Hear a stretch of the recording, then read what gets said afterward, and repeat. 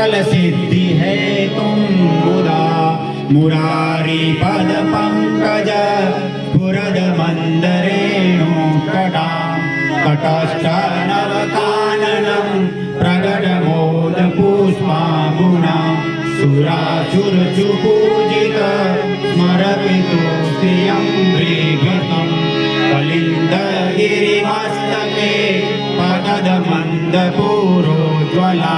विलास गमनोलोचन प्रगट गंड शैलोनता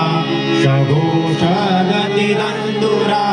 समधिरूढ़ दोलोतमा मुकुंदरति वर्धनी जयति पद्मबंधो सुता भुवन भुवन पावनी मदिगता मनेकस्वने प्रियाभिर्विसेविता सुखमयूर हंसादिभिः तरंग भुज कंकण प्रगट मुक्तिका बालुका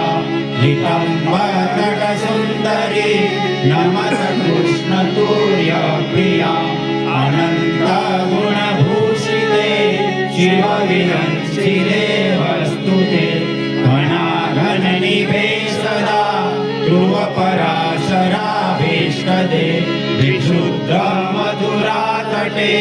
सकल गोप गोपी व्रते कृपा जलंधि संसृते मम मन सुखं भावया मया चरण पद्मजा मुररिपो प्रियं भावुका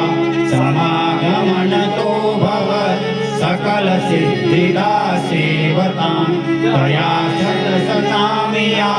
कमलजा सपत्नी हरिप्रिय कलिन्दिया मनसि मे सदा स्थीयतां नमोऽस्तु यमुने सदा तव च नित्यमत्यद्भुतं न जातु यमयातना भवति ते पयः पानक यमोऽपि भगिनीसुतां कथमुहन्ति दुष्टानपि प्रियो भवति सेवनात् तव हरे यथा गोपिका ममास्तु तव सन्निधो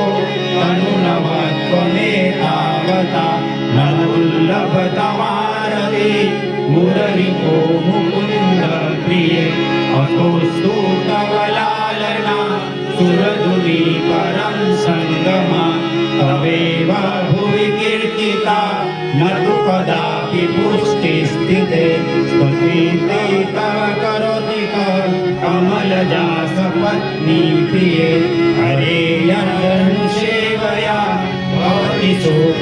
सौख्यमामोक्षकम् इयं तव कथाधिका सकल गोपिका संगमं समजलापि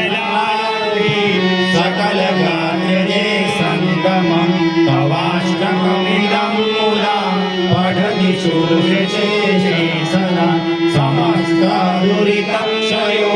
भवति मे मुकुन्दे रति तया सकल सिद्धियो मुररिपुष्पसन्तुष्यति स्वभाव विजयो भवे वदति वल्लभ श्रीहरे वदति वल्लभ श्रीहरे वदति वल्लभ श्रीहरि वल्लभारि